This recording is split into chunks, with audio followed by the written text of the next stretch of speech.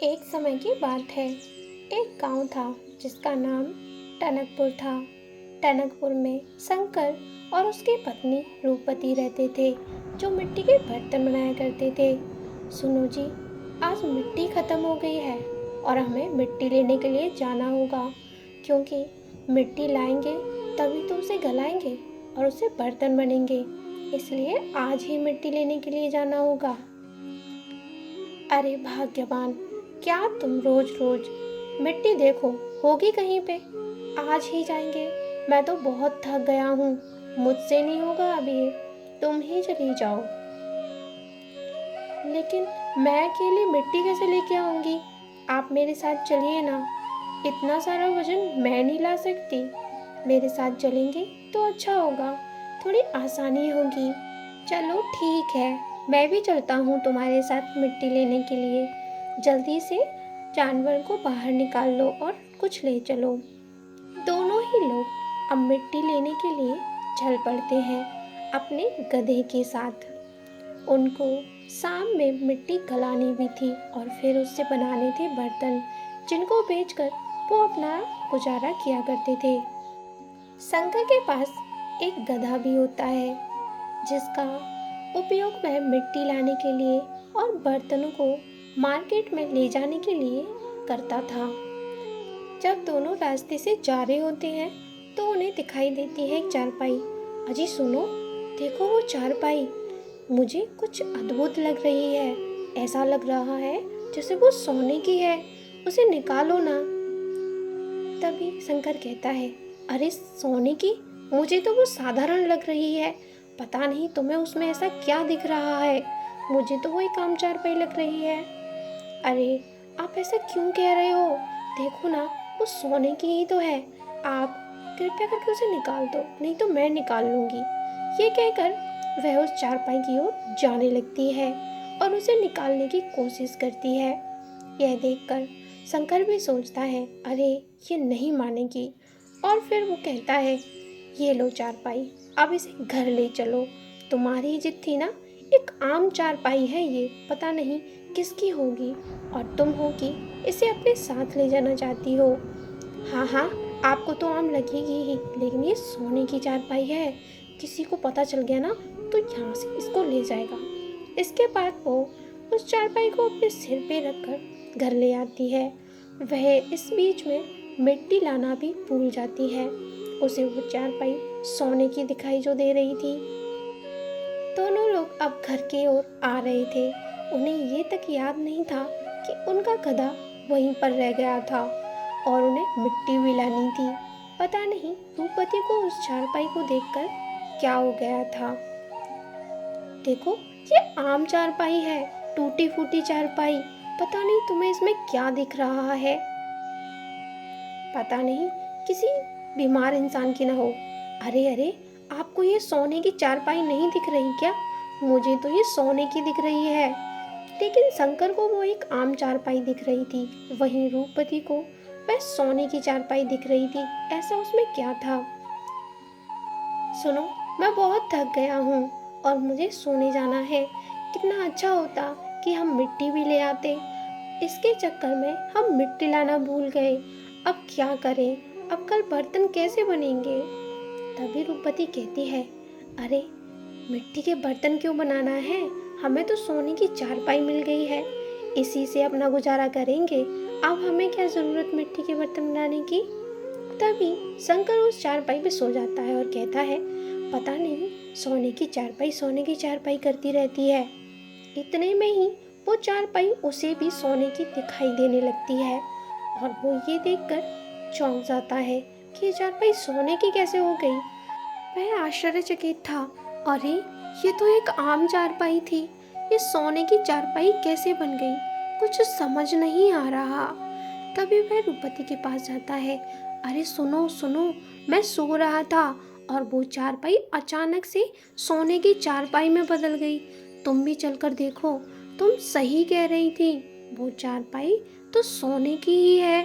पता नहीं तब से वो मुझे क्यों नहीं दिखाई दे रही थी।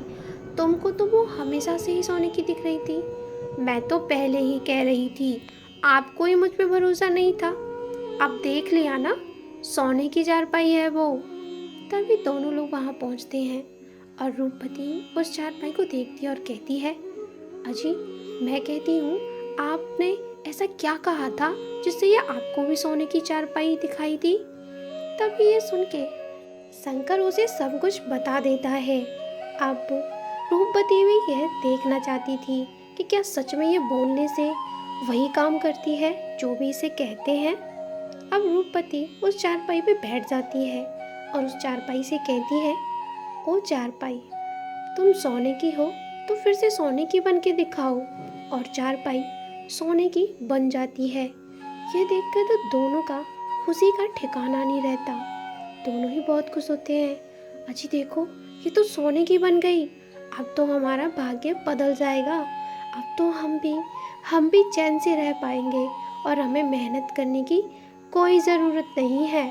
भगवान ने हम पे ऐसी कृपा जो की है।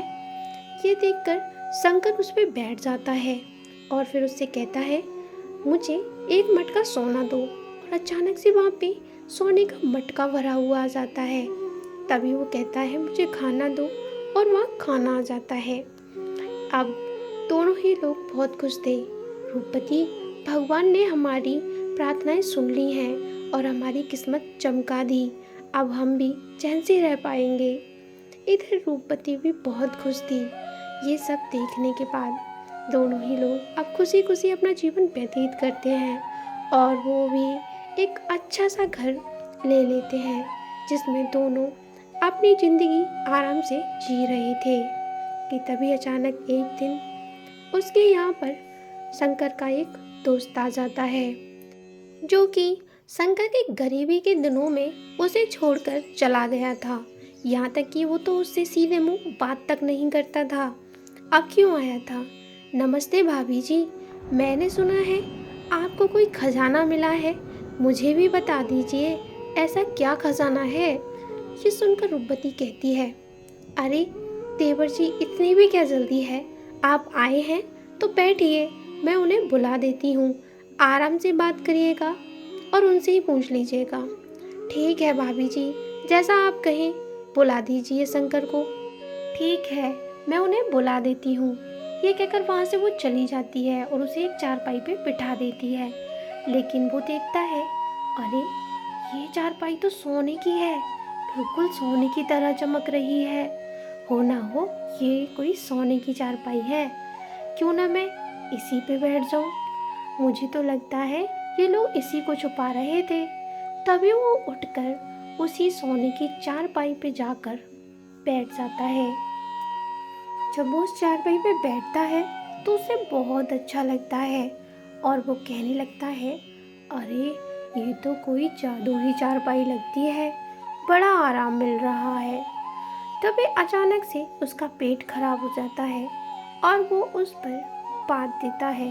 तभी वो कहता है, अरे मैंने क्या कर दिया कि अचानक रूपवती वहाँ पर आ जाती है और वो कहती है, अरे तुम्हारी हिम्मत कैसे हुई इस पे बैठने की? चलो उठो यहाँ से।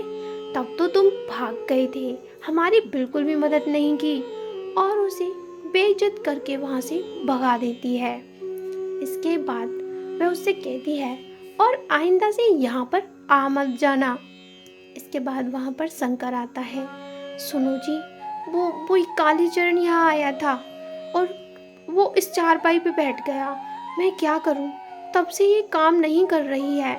मैंने पूरी कोशिश की, आप भी कोशिश करके देखिए। दोनों लोगों ने कोशिश की लेकिन चारपाई से कुछ भी नहीं बना। अब दोनों परेशान होकर उस चारपाई को एक महात्मा के पास ले जाते हैं और महात्मा जी को सारी बातें वो विस्तार से बता देते हैं कि कैसे क्या हुआ।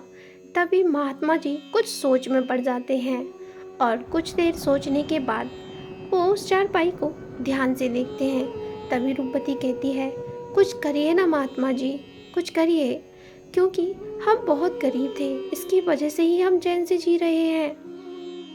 अरे ये कोई चारपाई नहीं है, ये तो एक श्राप के कारण एक लड़की चारपाई बन गई है। तभी वह उस चारपाई से कहते हैं, तुम अपने असली रूप में आओ बेटी, अब तुम असली रूप में आ सकती हो। तभी उसमें से एक सुंदर सी परी निकलती है और वो कहती है, धन्यवाद गुरुजी, आपने मुझे इस श्राप से आज़ादी दिलाई। मैं इस श्राप में बंधी हुई थी। मैं आपका एहसान कभी नहीं भूलूंगी। और तभी वो परी वहाँ से जाने के लिए आज्ञा मांगती है। तभी गुरु कहते हैं, ये बहुत घमंडी थी अपने रूप के कारण और इसे श्राप मिला था। इतने में वो परी वहाँ से चली जाती है और ये कहानी यहीं खत्म होती है।